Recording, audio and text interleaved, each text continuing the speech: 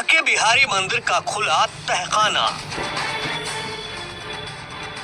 दूसरे दिन भी कुछ नहीं लगा हाथ। दोस्तों, बांके बिहारी का खुला तहखाना। दूसरे दिन भी बहुत कुछ नहीं लगा हाथ। दोस्तों, आप देख रहे हैं कालू जी के राधे मत के लिए लाए हैं नया 54 साल से जो जमा हुआ आखिर कहां चला गया।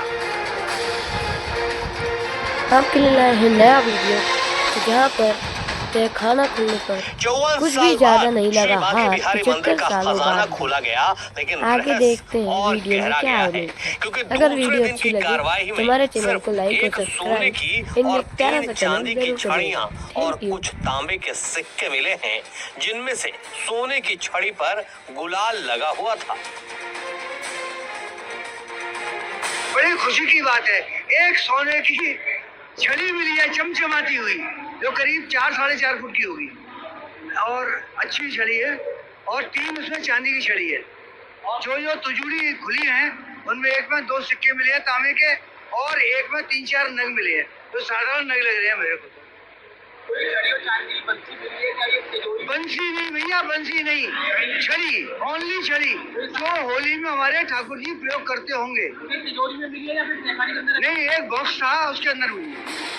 गौरतलब है कि पहले दिन ठाकुर मंदिर तहखाने को खोला गया था, तो वहां काफी ज्यादा हलचल देखने को मिली।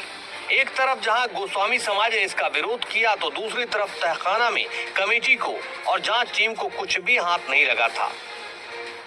सुप्रीम कोर्ट के निर्देश पर बनाई गई हाई पावर्ड कमेटी ने 54 साल पहले बंद पड़े खजाने को खोलने के निर्देश दिए थे।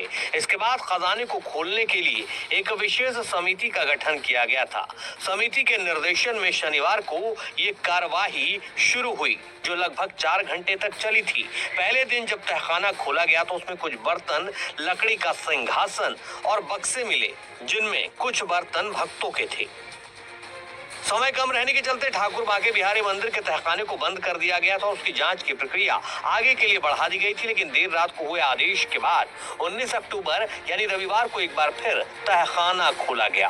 इस दौरान एक तिजोरी में 1942 के आसपास के 2 तांबे के सिक्के मिले, जबकि दूसरी तिजोरी में पुराने सिक्के पाए गए। इसके अलावा एक बक्से में 3 चांदी की छड़ियां और एक सोने की छड़ी मिली। हाई पावर कमेटी के सदस्य दिनेश गोस्वामी का कहना है कि नीचे के कमरे की भी पूरी तलाशी ली गई, लेकिन वहां कुछ भी नहीं मिला।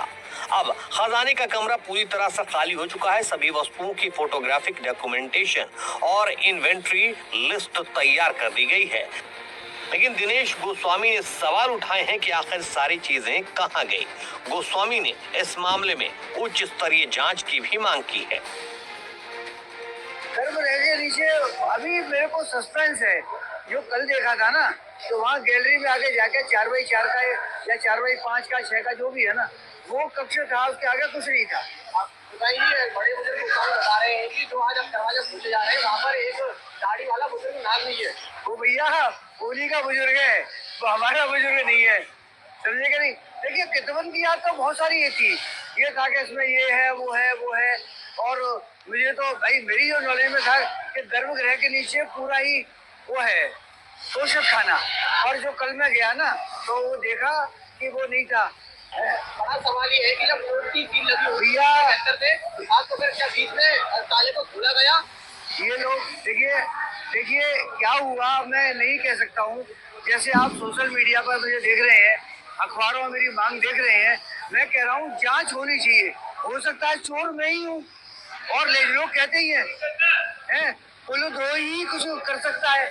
ये तो बड़े शरीफ आदमी है, तो पुलोद्रोही चोरी कर सकता है। आपको बता दें कि श्री बांके बिहारी मंदिर परिसर में स्थित खजाना अंतिम बार 1971 में खुला था। 54 वर्ष से यह खजाना बंद था। हालांकि जब 1971 में यह खजाना खुला, तब सारा सामान एक बक्से में बंद कर भारतीय स्टेट बैंक के लॉकर में रख दिया गया था। ऐसे में जब शनिवार और रविवार को 54 वर्ष बाद खजाना खोला गया, तो उसमें एक सोने की छड़ी, 3 चांदी की छड़ी, पुराने बर्तन और एक छोटा चांदी का छत्र ही मिला। अब इस बात को लेकर हर कोई